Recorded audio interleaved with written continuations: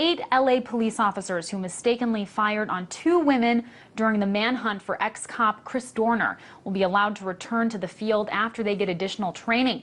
That's all according to the LA Police Chief Charlie Beck, who had this to say about the decision. I have confidence in their abilities as LAPD officers to continue to do their jobs in the same capacity they had been assigned. In the end, we as an organization can learn from this incident and from the individuals involved. Now, this is all in reference to the mistaken shooting, which took place on February 7th of last year when officers were protecting a potential Dorner target.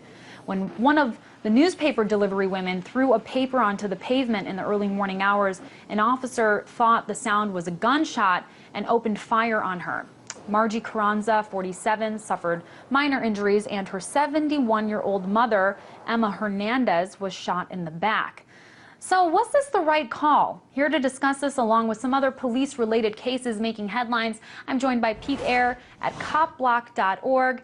So Pete, as far as we know, these 2 women went on to win a $4.2 million settlement from the city, which was well-deserved. But this is what their attorney had to say about the LAPD's decision not to punish the officers. He said, if either of the women had been killed, you can bet your bottom dollar somebody would be fired and maybe prosecuted. A stroke of luck firing more than 100 rounds and missing should not mean the discipline is lighter. So is this what has to happen for officers to be charged? Someone has to be shot and killed versus just being shot and injured? Well, unfortunately, what we've seen all too often throughout the states is, if a police employee engages even in an action that causes the death of an innocent person or the death of someone unjustly, then even if they are charged, they're very frequently found guilty. You asked if this was the correct finding in this case, and I think for the police and their colleagues, they would say that yes, it is the correct finding. The police spokesperson called these 8 involved talented and well qualified, but obviously there's no deterrent in these sorts of actions when there's no accountability had, when they're back out on the street, and when the people forced to pay the settlement are the taxpayers that they're supposed to be serving.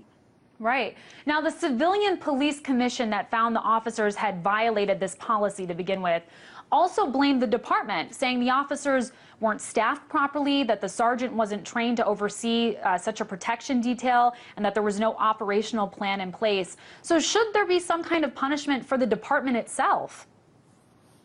I mean, ultimately, individuals are responsible for their actions. So I would say that the 8 individuals that were responsible for firing these rounds that hit at least 7 other houses are responsible themselves. And whether the institution, the LAPD, should be, in some way culpable, we have to I think it's important to step back and realize that that institution, just like all police departments, are founded on a double standard that say their actors have the right to steal from people they say they protect and able to protect them. They're taking the taxpayer money from people in the area, so they're saying it's okay for us to do something that you can't do. We can steal from you to protect you. So when you have an institution that's set up with these perverse incentives, it's not surprising that you see outcomes like this. Right. Well, I do want to turn to another story regarding Miriam Carey. That's the woman who was killed after a car chase near the Capitol last year. We're learning that her family has filed a wrongful death lawsuit against the Secret Service and the U.S. Capitol Police. The lawsuit is for $75 million. Considering how the situation unfolded, I don't know if you remember in detail what happened, but do you think that she has a strong case here?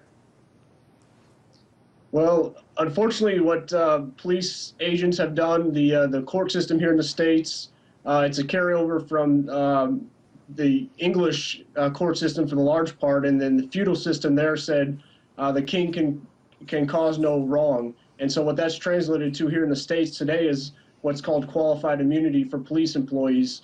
And unless courts rule that, yes, you can go ahead and sue these police employees, then they're immune from being sued in their individual capacity. So I don't think that we're going to see much in the way of accountability, even if this does move forward in the court system. And if it does, and there is a settlement reached, again, it's not going to be the trigger men that are on the hook for it. It's going to be area taxpayers. Right. Well, let's move to a more recent case. A 28-year-old Florida man was shot to death after assaulting some people. Take a look at this cell phone video of the incident.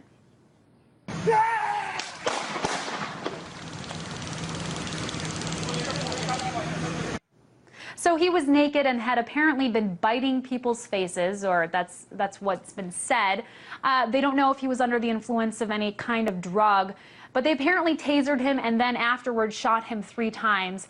I mean, do you think that police did all they could in this situation, or is there something else that could have been done, should have been done? What's your thoughts on that?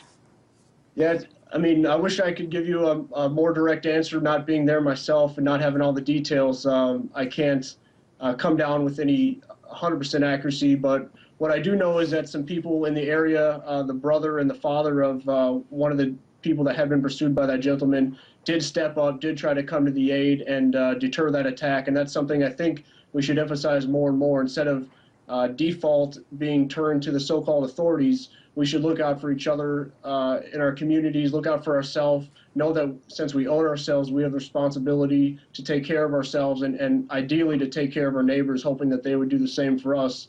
So I know Florida is an open carry state. There's a lot of concealed carriers, which are good, but ultimately with the police employees involved, I would hope before any of them would ever use deadly force, they would think, what would I do if this person that I'm about to shoot at was a family member? What if they were my aunt? Would I try to talk them down? Would I try? Absolutely. There needs to be some questioning as the first line of defense, for sure. But I want to get to the last question before we have to let you go, which is looking at law enforcement and the justice system, because we're just learning that a Texas judge has again considered the sentencing for this 16-year-old kid claiming affluenza. This is the teenager who killed 4 people while drunk driving.